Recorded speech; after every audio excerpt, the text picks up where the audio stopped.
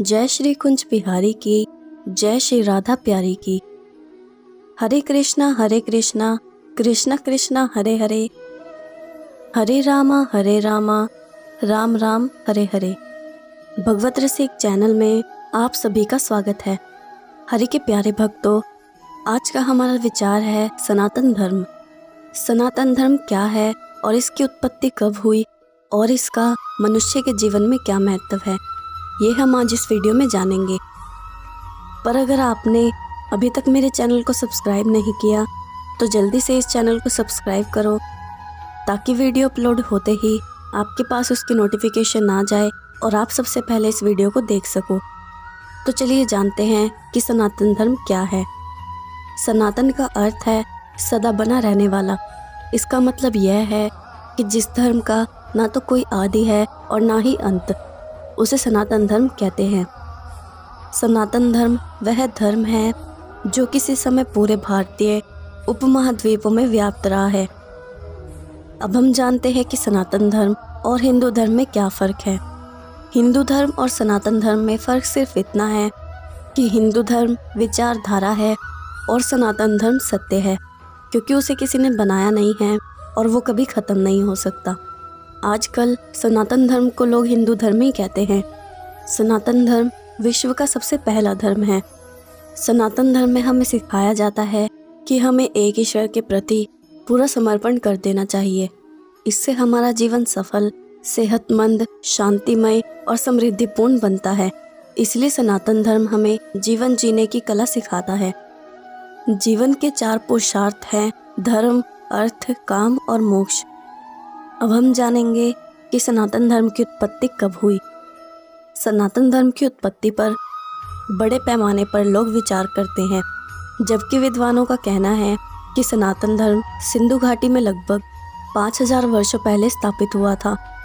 सनातन धर्म के भीतर यह माना जाता है कि यह धर्म किसी एक व्यक्ति या कई अन्य लोगों के समूह द्वारा नहीं बनाया गया था, बल्कि खुद भगवान द्वारा स्थापित किया गया था। कहा जाता है कि त्रिदेव ब्रह्मा विष्णु महेश में से भगवान विष्णु ने ब्रह्मा की रचना की और उन्हें वेदों का ज्ञान दिया, और इस ज्ञान से भगवान ब्रह्मा ने ब्रह्मांड की रचना की। इसलिए हम ये भी कह सकते हैं कि सनातन धर्म ब्रह्मा जी ने शुरू किया था और यह परमात्मा द्वारा बनाया गया था। चलिए अब जानते हैं कि सनातन धर्म का मनुष्य के जीवन में क्या महत्व है। अगर बात करें आज के समाज की, तो आज हर एक मनुष्य मैं और तू में व्यस्त हो गया है। लोग अब अहंकार में और अपने काम में इतना ज़्यादा व्यस्त हो गए हैं कि वो अपने धर्म को भी भूलते जा रहे हैं।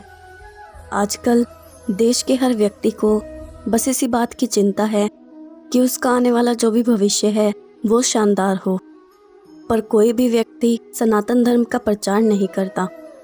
आज का मनुष्य ये भूलता जा रहा है कि जो व्यक्ति अपने धर्म की रक्षा करता है, धर्म भी स्वयं उसी व्यक्ति की रक्षा करता है। सनातन धर्म एक ऐसा धर्म है जिसमें मात्र मानव कल्याण की भावना छुपी हुई है। हिंदू धर्म का हर एक व्यक्ति ये बात जानता है कि वेद जो हैं उसमें ज्ञान ही ज्ञान है।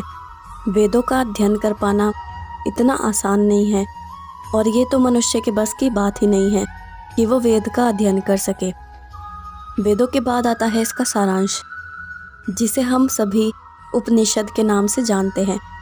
उपनिषद भले ही वेद का सार है, लेकिन इसके बाद भी इसका अध्ययन कर पाना आसान नहीं है। उपनिषद का भी एक सार है जो गीता के रूप में जाना जाता है। गीता तो शायद आप में से बहुत से लोगों ने पढ़ा भी होगा। गीता को पढ़ना और समझना बहुत ज़्यादा आसान है। महापुरुषों का मानना है कि जो व्यक्ति अपने जीवन को गीता के अनुसार ढाल लेता है, उसको जीवन के हर एक क्षेत्र में सफलता हासिल होती है। लेकिन आजकल के समय में कोई गीता के उपदेशों का पालन नहीं करता। सनातन धर्म में गुरुओं के बारे में भी विस्तार पूर्वक बताया गया है। सनातन धर्म में बताया गया है कि माता पिता और गुरु तथा अतिथि सब देवता हैं। इन सभी को देव के समान बताया गया है। इन सब में भी जो प्रथम गुरु होती है वो है माता। ये धर्म सबसे प्राचीनतम धर्म है।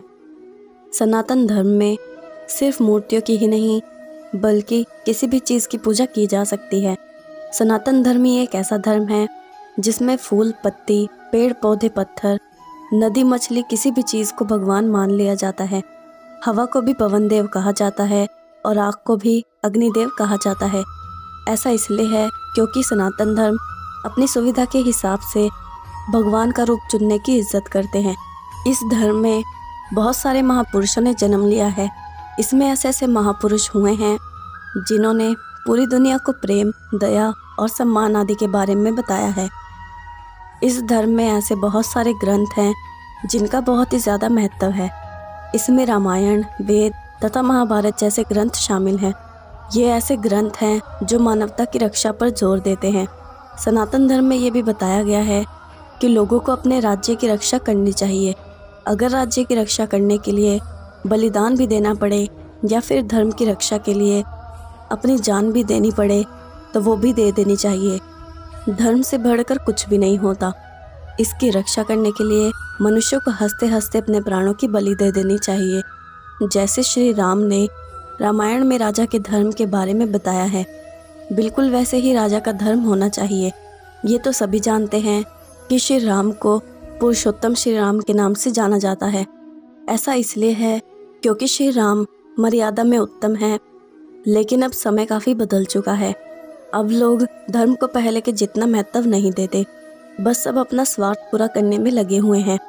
और स्वार्थ को ही पूरा करने के लिए लोग अपने सनातन धर्म का अपमान, उसके प्रति गलत भावना और उसका जो अर्थ है उसको अनर्थ बनाकर बैठे हुए हैं।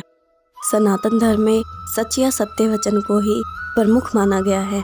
तभी कहा भी जाता है कि 100 झूठ बोलने से भी सच को नहीं मिटाया जा सकता। सच उसी तरह चमकता रहता है जिस तरह सूरज की रोशनी, जो बादलों के कारण कुछ समय के लिए छिप जरूर जाती है, लेकिन फिर उसी दिव्यता के साथ संपूर्ण जगत में छा जाती है। तो आज हमने जाना कि सनातन धर्म इस दुनिया का सबसे पहला धर्म है जिसे खुद भगवान ने बनाया है, जिसकी ना तो कोई शुरुआत है और ना ही जिसका कोई अंत है। और सनातन धर्म हमें जीने का तरीका सिखाता है। और सनातन धर्म हमें ये भी सिखाता है कि मनुष्य को हमेशा अपने धर्म का पालन करना चाहिए और कभी अपने धर्म को भूलना नहीं चाहिए। तो ये हमने सनातन धर्म के बारे में कुछ बातें जानी। अब मैं आपको श्री राम के एक भक्त की कथा सुनाती हूँ। श्री कल्याण जी ब्राह्मण कुल में पैदा हुए थे और श्री राघवेंद्र सरकार इनके गुरु थे और उनके हृदय में श्री सीताराम जी बसे हुए थे और वो संतों को भगवान के रूप में देखते थे। एक बार उनके यहाँ एक कन्या का विवाह था। जाति बिरादरी के लोगों के साथ साथ उन्होंने संतों को भी उस विवाह में बुलाया था। जब भोजन का समय हुआ तो उन्होंने संतों को सबसे पहले भोजन करा दिया। उनके ऐसा करने से दूसरे ब्राह्मण लोग बहुत नाराज हुए और श्री कल्याण जी को बुरा भला कहने लगे। उन ब्राह्मणों का कहना था कि इन संतों की जाति के बारे में उन्हें कुछ भी नहीं पता, तो फिर वो उन्हें उनसे पहले भोजन कैसे करा सकते हैं। उनकी इस बात पर श्री कल्याण जी ने सबको समझाते हुए कहा कि संतों का कोई गोत्र नहीं होता, वो भगवान के समान होते हैं और वो विश्व का कल्याण करने वाले होते हैं। उनके पहले भोजन कर लेने से आपको नाराज़ नहीं होना चाहिए। इस प्रकार श्री कल्याण जी के हृदय में संतों के लिए प्रेम देखते हुए दूसरे ब्राह्मण भी उनसे प्रसन्न हुए। और जब दूसरे संतों को पता चला कि श्री कल्याण जी के यहाँ संत की सेवा हो रही है तो वो भी बिना बुलाए श्री कल्याण जी के यहाँ चले गए। यह देखकर उनकी बिरादरी के लोग कहने लगे कि अभी आपके बाराती और घर के लोग बाकी हैं। अगर आप इन बिन बुलाए संतों को सारा भोजन करा देंगे तो उनके लिए क्या बचेगा। इस पर श्री कल्याण जी ने कहा कि उन्हें इस बात की चिंता नहीं है, संतों को खिलाने से भोजन कभी कम नहीं पड़ता और उन्हें श्री राम जी पर विश्वास है कि वो उनका भोजन कम नहीं पड़ने देंगे। यह कहकर श्री कल्याण जी सब संतों को भोजन कराने लगे और जब उनके घर वाले और बारातियों की भोजन करने की बारी आई तो उन्होंने सबको बिठाया और उनके सामने भोजन परोसा और श्री राम जी की कृपा से वहाँ पर बैठे सभी लोगों ने भोजन किया और भोजन में किसी प्रकार की भी कमी नहीं आई। तब श्री राम जी की कृपा का ऐसा चमत्कार देखकर सब लोग हैरान हो गए। एक बार की बात है, श्री कल्याण जी अपने भाई के साथ श्री वृंदावन को जा रहे थे। रास्ते में उन्होंने देखा कि एक अमीर आदमी एक भक्त को कुछ पैसों के लिए मार रहा था। यह देखकर श्री कल्याण जी को बहुत दुख हुआ और उन्होंने उस आदमी का सारा कर्ज चुका दिया और उसे उस आदमी से मुक्ति दिलाई।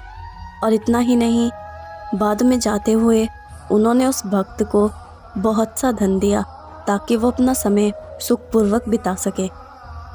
अब मैं आपसे विदा लेती हूँ। अगर आपको ये वीडियो पसंद आई हो या आपको इससे कुछ सीखने को मिला हो तो इस वीडियो को लाइक और शेयर ज़रूर करना और कमेंट में मुझे ज़रूर बताना कि आपको ये वीडियो कैसी लगी। जय श्री कुंज बिहारी की, जय श्री राधा प्यारी की। हरे कृष्णा कृष्णा कृष्णा हरे हरे, हरे रामा राम राम हरे हरे।